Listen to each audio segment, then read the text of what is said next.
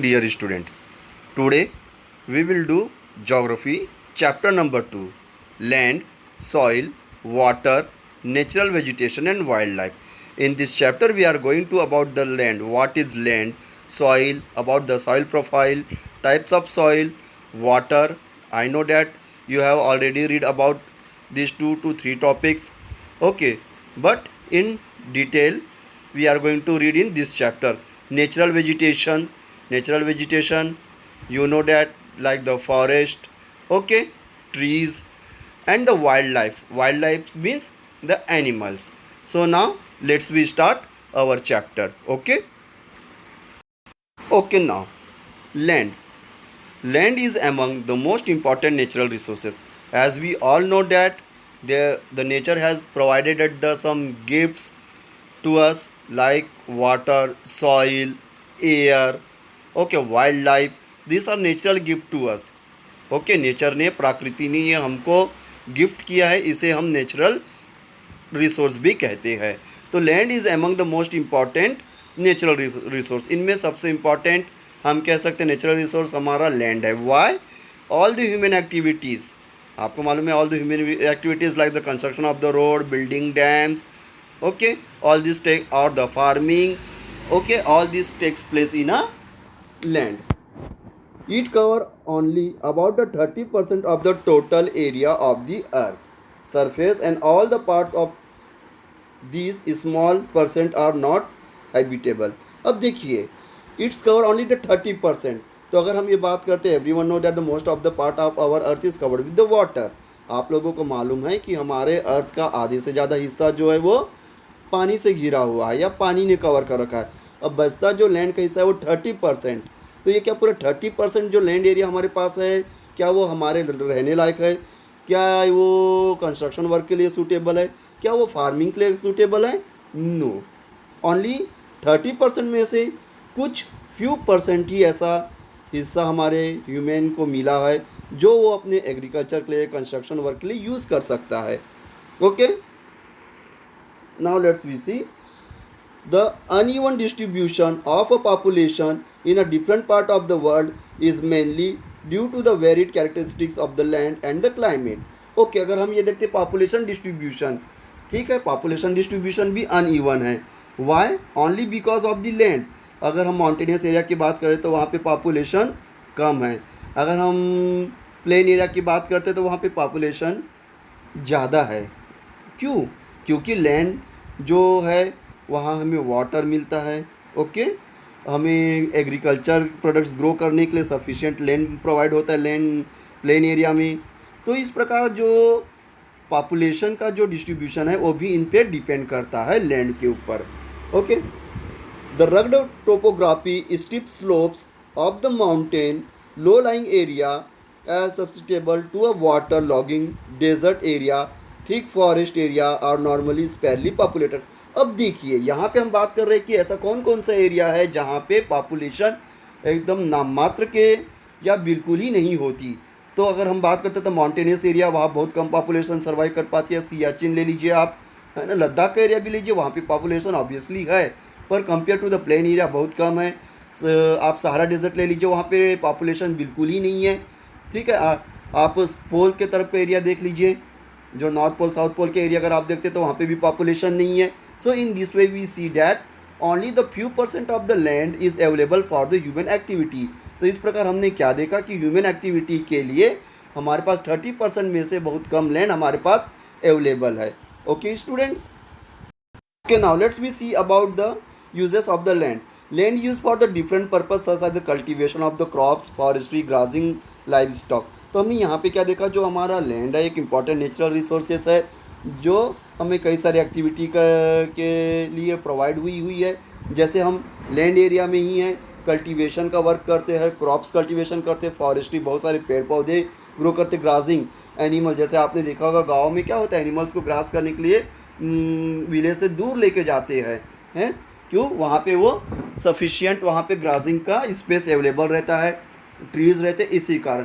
Construction of the building construct कर सकते हैं, हाउसेस कंस्ट्रक्ट कर सकते हैं, कैनल्स एंड माइनिंग एक्टिविटी भी सब लैंड में ही होती. तो इस प्रकार हमने देखा कि लैंड जो है हमारे लिए कितनी यूज़फुल है. Dear students, in this picture you can see that the farming, okay, the peoples are doing farming, grazing the animals. In this side you can see that the animals are grazing, and this green portion is totally forest area. So in this way we see that the land is used for the farming, grazing animals, forest, and many other human activities. We have seen what is land, what are the uses of the land. Okay, factor affecting the land use. There are the some factor also which affect the land use. मतलब कि हम सही कुछ कुछ factor ऐसे भी होते हैं जिसके कारण हमको जो नेचर से गिफ्ट मिला है लैंड, उसका हम सही तरीके से इस्तेमाल नहीं कर पाते. उसके लिए कई सारे फीचर्स या कई सारे टोपोग्राफी है, ठीक है, या हम ये कह सकते हैं बहुत से फैक्टर्स है जो इनको इफेक्ट करता है. जैसे फिजिकल फैक्टर्स में आपका आता है टोपोग्राफी.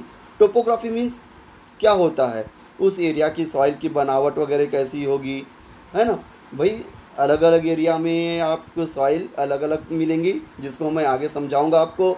सॉइल सॉइल फॉर्मेशन कैसा है, सॉइल का कलर कैसा है. क्लाइमेट, सबसे बड़ी बात है climate. What type of climate, suppose I take the example of Chhattisgarh. Chhattisgarh में in compare to the Maharashtra बहुत ज़्यादा पानी गिरता है, और महाराष्ट्र में छत्तीसगढ़ के मुकाबले बहुत कम गिरता है. तो वहाँ पे क्या होगा, पानी कम गिरता है महाराष्ट्र में, तो वहाँ पे उस प्रकार का वेजिटेशन या फार्मिंग की जाएगी जिसमें पानी कम लगे, जैसे बाजरा, गेहूँ, ज्वार. और हम छत्तीसगढ़ में पानी ज़्यादा होता है, इसी कारण हम क्या करते हैं, पैडी मतलब चावल की ज़्यादा खेती करते हैं. वाटर डिपेंड भी करता है ऑब्वियसली. वाटर हर समय या हर जगह वाटर टेबल मतलब होता है अंडरग्राउंड वाटर जो है वो एक जगह एक जैसा नहीं होता. आप अपने एरिया में भी अगर थोड़ा आसपास पूछेंगे तो आपको 4 घर में बोरवेल मिलेगा, तो 5वें घर में आपको हो सकता है नगर निगम का नल मिले. वाई, हो सकता है उस एरिया में पानी ना हो. तो इस प्रकार से बहुत से फैक्टर डिपेंड करते हैं. Distribution of the rocks and the minerals. Even the rocks and minerals, you know that what are the uses of the rocks and also the minerals in previous class. When you are in class 7th you have already go through that. Okay, now let's we see the economical and the human factor. Okay, that's not only the physical factor but there are the some human activity also there which affect the use of the land. तो कुछ human activity भी है जो land के use को affect करती है, उसको प्रभावित करती है, जिसमें हम देखते हैं पॉपुलेशन डिस्ट्रीब्यूशन. मैंने इससे पहले समझाया कि पॉपुलेशन डिस्ट्रीब्यूशन आर अनइवन. हमारे भारत में देख लीजिए, अगर आप कंपेयर करेंगे तो दिल्ली की आबादी आपको 1 करोड़ नज़र आएगी, ठीक है. अगर लद्दाख की कंपेयर करेंगे तो वहाँ 50,000. क्यों, दिल्ली जो है प्लेन एरिया में यमुना नदी के किनारे बसा हुआ है, जहाँ पे आपको इंडस्ट्रीज ज़्यादा मिलेगी. इसी कारण लोग काम की तलाश में, रोजगार की तलाश में, फॉर द जॉब पर्पस वहाँ ज़्यादा बसे हैं compare to the Ladakh. That's why it also the one of the reason. Development in the technology भी इस पर इफेक्ट करती है. हमारे पास अभी भी ऐसी बहुत सी टेक्नोलॉजी डेवलप नहीं हुई है, ठीक है, कि हम जो है लैंड का प्रॉपरली यूज़ कर पाए. लैंड टेन्योर, इसका मतलब होता है लैंड का स्ट्रक्चर. कहीं पे आपको लैंड हर जगह एक सा नहीं होता, जो हमने आपको पहले ही समझाया हुआ है. फिर बात करते हैं गवर्नमेंट पॉलिसी. कई जगह जो है होती है गवर्नमेंट की पॉलिसी भी लगती है. जैसे जहाँ पे ज़्यादा फॉरेस्ट एरिया रहता है वहाँ पे आपको लैंड ज़्यादा यूज़ करने की मनाही रहती है, या माउंटेनियस एरिया पे आपकी जो है हम लैंड ज़्यादा यूज़ नहीं कर सकते, क्योंकि वहाँ पे लैंड साइड्स का खतरा रहता है, पहाड़ों की गिरने का या बड़े बड़े चट्टानों का वहाँ से गिरने का खतरा रहता है. आपने कई बार पेपर में या न्यूज़ पेपर में देखा भी होगा या सुना भी होगा. Okay, so this are the some factor which affect the land use. Okay, now let's we see about India land resource. Okay, of the total land area 3.28 million square kilometer. तो जो हमारा भारत है, हमारा इंडिया, वो total 3.28 million square kilometre में फैला हुआ है. उसमें बहुत से एरिया माउंटेनियस है, तो प्लेट्यू है, ओके, डेजर्ट एरिया भी है, कुछ एरिया ग्लेशियर से कवर्ड है. अब देखते हैं उसमें 30% as you see here 30% mountain. तो it means that 30% 3.28 million square kilometre का 30% एरिया. आपको परसेंट निकालना आता है, मैथ्स में आपने देखा होगा या किए होंगे एक्सरसाइज में. तो आप 3.28 मिलियन स्क्वायर किलोमीटर का आप 30% निकाल लीजिएगा, तो उसमें हमको पता लग जाएगा कि हमारे टोटल कितना एरिया माउंटेन से घिरा हुआ है. उसके बाद हम बात करते हैं 27% प्लेट्यू से है. ओके, 27% हमारा plateau area, Deccan plateau, Malwa plateau, okay, Chota Nagpur plateau. So these are the some plateau. 43% plain. अब देखिए 30% आपका माउंटेनियस एरिया में हो गया, 27% आपका प्लेट्यूज हो गया, मतलब टोटल 57% आपकी लैंड ऐसी ही चले गई। 57% आपकी लैंड जो ज़्यादा यूज़फुल हमारे लिए नहीं है। अब बचा कितना, 43% स्टूडेंट्स। तो उस 43% में भी कुछ एरियाज जो है वाटर बॉडीज से हुए कवर्ड हुई होगी ऑब्वियसली, है ना, रिवर्स ने कवर किया हुआ है, लेक्स ने कवर किया हुआ है। तो जो अगर हम इसमें टोटल अगर काउंट करें तो हमारे पास 43% प्लेन एरिया है, जिसमें हम क्या कर सकते हैं, ह्यूमन एक्टिविटी में आप building of canals, road, constructions of the dams, all these and cultivation of the crops, okay, forest, ये सब एक्टिविटी हमारे उस 43% बचे हुए लैंड में हम करते हैं। So now conservations of a land resource. So dear student, as we say, save water, save forest, save soil. We know that they are natural gift and very important for us. Even we have to say also that conservation of a land resource. हमें अपनी land resource को भी conserve करना चाहिए। मैंने आपको जैसे इससे पहले समझा 43% ही ऐसा लैंड एरिया हमारे पास है जिसमें हम ऑल द एक्टिविटी टेक कर सकते हैं या उसमें करते हैं। तो growing population and their ever growing demand had led to a large scale destruction of the forest cover and arable land and has created the fear of the losing this natural resources. तो देखिए आज हमारे आज के date में भारत की population दिन ब दिन बढ़ते जा रही, जिसके कारण हम लैंड की डिमांड करते जा रहे हैं। लैंड इतना हो गया है कि हमने आज फॉरेस्ट को भी क्लियर कर दिया है और वहाँ पे अपने लिए घर या इंडस्ट्रीज़ या और अपने लायक के संसाधन सेटअप कर दिया है। तो इससे लैंड का डिग्रेडेशन होता है। ठीक है, अब हम देखते हैं therefore the present rate of the degradation of the land resource must be checked. इसी कारण बोला गया है कि हमें आज ये ज़रूरत पड़ गई है कि लैंड का ऐसे ही देखना चाहिए कि जो मिसयूज़ ना हो। मिसयूज़ मतलब जो हमारे पास फॉरेस्ट एरिया है उसको हम कम अपने यूज़ में लाए, ज़्यादा फॉरेस्ट क्लियर ना करें। ठीक है, the forestation, land reclamation, regulate the use of the chemical pesticides and fertilisers and check और ओवर ग्राजिंग। तो जैसे मैंने इसको पता, एफॉरेस्टेशन, जंगलों की अंधाधुंध कटाई कर रहे हैं। क्यों, जगह कम पड़ रही है, इसी कारण हम बड़ी बड़ी इंडस्ट्रीज सेटअप करें, जिसके कारण उसका वेस्ट मटेरियल क्या करते हैं, हम ज़मीन में डंप करते हैं। जैसे रायपुर में हमारा जो सोरोना एरिया है, हमारे पास अभी प्रॉपर ऐसा कोई मैनेजमेंट नहीं है कि जिसके कारण हम वेस्ट मटेरियल को या तो रिसाइकल करें या प्रॉपरली डंप करें, तो हम उसे सोरोना में डंप करते हैं। तो वहाँ से क्या होगा, वहाँ के जो पॉपुलेशन है उस वहाँ के वो फाउल स्मेल के कारण रहना दुर्भर हो रहा है उन्हें। ठीक है, साथ ही साथ वहाँ की जो ज़मीन की फर्टिलिटी होती है, सॉइल फर्टिलिटी कम होते जा रही है।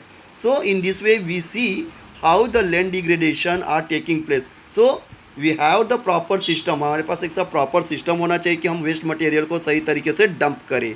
और फर्टिलाइज़र खेतों में आजकल, पहले गाँव में गोबर यूज़ होता था या वो यूज़ होता था, डिकम्पोज वाले जो खाद कहते हैं उसे यूज़ करते थे। लेकिन आज के डेट में जो बड़ी बड़ी केमिकल इंडस्ट्रीज़ है उनसे जो यूरिया फर्टिलाइज़र यूज़ होता है उसके कारण भी लैंड का डिग्रेडेशन हो रहा है। तो हमें क्या चाहिए कि इस प्रकार के केमिकल फर्टिलाइज़र्स का यूज़ कम से कम करें और अपने लैंड को कंजर्व करें। Okay dear students, okay now students, let's we see about the one other important natural resource, that is soil.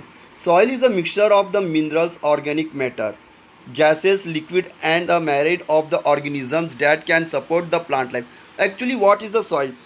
It takes thousands and millions of years to form the 1 inch layer of soil. तो soil जो है हमें natural से मिला हुआ एक precious gift है। ठीक है, तो 1 इंच सॉइल बनने के लिए लाखों करोड़ों साल लगते हैं। And soil is actually the combination of the minerals, organic matter, minerals और गैसेस, लिक्विड की मिक्सचर्स होते हैं जो एक प्लांट लाइफ को सपोर्ट करता है। Okay, it is the natural body that exists as a part of the biosphere. It is perform the 4 important functions. It's medium for the plant growth. तो देखिए सॉइल हमें कई प्रकार से ये हेल्पफुल है। क्यों, एक तो प्लांट्स की ग्रोथ में मदद करता है। It is meant for the water storage. ठीक है, जब आप जितना ज़्यादा पेड़ लगाएंगे उतना ज़्यादा वाटर स्टोरेज होगा, तो जो है सॉइल प्लांट लाइफ को सपोर्ट करता है। It meant for the water storage, supply of the purification. It is modifier of the atmosphere, even the it useful for the atmosphere. Okay, and it's habitat for the organisms that take part in decomposition. Okay, बहुत से decomposition जो micro organisms रहते हैं जो हमारे waste material को decompose करने में मदद करते हैं, वो भी सॉइल में ही रहते हैं. Okay.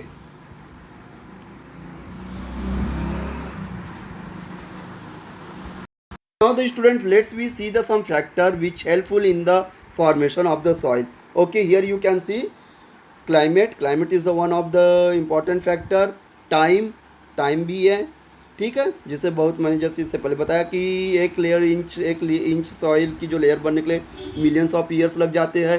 Parents rocks, as we know that the soil is a mixture of the gases, organic matter, okay, and the rocks. So it is rocks also, okay. Flora, fauna also, the dead parts of the animal जो हज़ारों सालों पहले मर गए थे, तो उनके जो बचे हुए अवशेष है जो मिट्टी में रहते हैं. So in this way we see that the climate, time, parents rocks, okay, and the flora, fauna and the relief are the sum of the measure which help in the formation of the soil. So dear students, here we can see in this pie chart the composition of the soil. As I have explained you, the organic matter, air, water and mixture of the small particles of the rocks help in the formation of the soil. Okay, so now let's we see about the in this pie chart. In this pie chart, you can see that the air is about 25%, mineral particles is about the 45%, water is about the 25%, and the organic matter is about the 5%, humus is 80%, that means the water is about, ठीक है. फिर इसके बाद हम देखते हैं roots 10%, and the organism means that the small living organisms, जैसे आप अर्थवर्म वगैरह देखते हैं, about the 10%. So in this way you can see that the soil profile, or we can say that the composition of our soil. Now the students, let's we see about the degradation of a soil. Soil erosion and depletion are the major threats of the soil as a resource. Degradation मतलब क्या होता है, धीरे धीरे या soil की कमी होते जाना. सॉइल हम किस प्रकार हम सॉइल को प्रभावित करते हैं, या हम किस प्रकार उस पर हम अपना उसमें नेचुरल भी है और एक ह्यूमन एक्टिविटी भी जो उस सॉइल को बुरा प्रभाव डालती है. उनमें से देखिए सॉइल इरोजन क्यों होता है, जब हम ज़्यादा पेड़ पौधे काटते हैं तो एफॉरेस्टेशन, ठीक है, तो उससे क्या होता है, डिफॉरेस्टेशन करते, तो जो पेड़ पौधे होते वो उनकी जो रूट्स होती है वो सॉइल को पकड़ के रखती है. जब आप पूरे पेड़ पौधे काट देंगे तो क्या होगा, सॉइल को होल्ड करने के लिए जब पेड़ के रूट्स नहीं रहेंगे और जब पानी होगा या तेज़ हवा चलेगी तो सॉइल जो है वो बह जाएगी. Both the human and natural factor lead the degradation, जैसे मैंने पहले ही समझाया, both human activity as well as the natural activity affect the soil. The factor which lead to a soil degradation are, इनमें से कुछ फैक्टर्स है जो सॉइल के डिग्रेडेशन के लिए है. डिफॉरेस्टेशन, अंधाधुंध पेड़ पौधों की कटाई करना, जंगलों को काट देना. ओवर ग्रासिंग, जैसे मैंने आपको इससे पहले समझाया कि गाँव में क्या करते हैं लोग कि अपने एनिमल्स को उस एरिया में अधिकतर ले जाते हैं जहाँ पे हरे भरे पेड़ पौधे रहते हैं, तो वहाँ पे ग्रासिंग करने से क्या होता है, धीरे धीरे वहाँ की जो पेड़ पौधे धीरे धीरे समाप्त होने लगती है. तो ये भी एक सॉइल डिग्रेडेशन का कारण है. Over use of the chemical fertiliser, स्वाभाविक है, नई टेक्नोलॉजी है, न्यू मैनर्स है. मैन्यूर के कारण हम क्या करते हैं, फर्टिलाइज़र्स यूज़ करते हैं, जिसके कारण सॉइल की जो है फर्टिलिटी धीरे धीरे कम हो रही है, और ये भी एक डिग्रेडेशन का कारण है. रेन वॉश, लैंडस्लाइड्स, फ्लड्स, और कभी कभार जो बहुत ज़्यादा पानी आने के कारण नदियों में बाढ़ आ जाती है, तो क्या होता है, किनारे की पूरी जितनी मिट्टी रहती है वो पानी में बह जाती है. लैंडस्लाइड्स, पहाड़ों से जो मिट्टी बहुत तेज़ पानी के कारण या पत्थरों के गिरने के कारण भी बह जाती है. तो इस प्रकार जो हमने देखा कि सॉइल के डिग्रेडेशन के कारण. Now it is our duty to that we have to conserve it. Now conservation of the land resources. According to the Natural Resource Management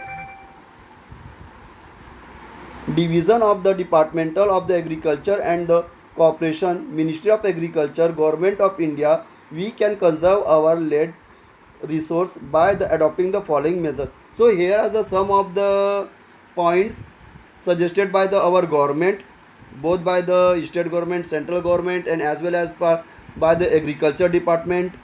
Okay, how to we can conserve our land resource. Okay, by educating the informing and sending all the landholders about the various aspects of this precious resource and their sustainable use. तो हम क्या कर सकते हैं, awareness campaign चला सकते हैं जिसके बारे में लोगों को अवेयर किया जाए। जैसे हम उन पेड़ पौधे लगाने के लोगों को अवेयर करते हैं, तो उसी प्रकार लोगों को अवेयर किया जाए कि सॉइल डिग्रेडेशन से उनको क्या नुकसान हो सकता है, जिससे वो सॉइल को कंजर्व करना सीखे, ज़्यादा से ज़्यादा पेड़ पौधे लगाए। Okay, contour plugging is the another measure to conserve our land. By this method the fields are plugged hovered and shown along the natural contour of the hill। तो जो हिली एरिया में है वहाँ पे लैंडस्लाइड्स को या फिर वहाँ के जो सॉइल इरोजन को या मिट्टी को बहने से बचाने के लिए कॉन्टूर फार्मिंग की जा सकती है। जगह जगह में छोटे छोटे पत्थरों को रखा जा सकता है और साथ ही साथ उसके आसपास हम छोटे पेड़ पौधे लगा सकते हैं जो उनके जो रूट्स हैं उनको होल्ड करके रखे वहाँ की सॉइल को। By tracing method, a series of the wide steps and the method along the slope following the contour। तो contour farming के द्वारा भी हम क्या कर सकते हैं, इसके साथ contour farming के साथ साथ trace farming भी करते हैं। trace farming जो एक स्टेप फार्मिंग होती है जो खासकर ये हिली रीजन में होता है। अब ये दोनों पॉइंट देखिए, contour और ट्रेसिंग फार्मिंग जो है वो हिली रीजन में ही ज़्यादा, एक तो वैसे भी वहाँ पे सॉइल या लैंड की कमी रहती है। अगर हम इस प्रकार के अगर फार्मिंग को बढ़ावा देंगे या इस प्रकार की फार्मिंग करेंगे तो क्या होगा, तो वहाँ पे जो लैंडस्लाइड के समय या जब रेन गिरने के समय जो मिट्टी बह जाती पानी में वो बहुत कम होगी। So in this way by adopting the few step we can conserve our soil.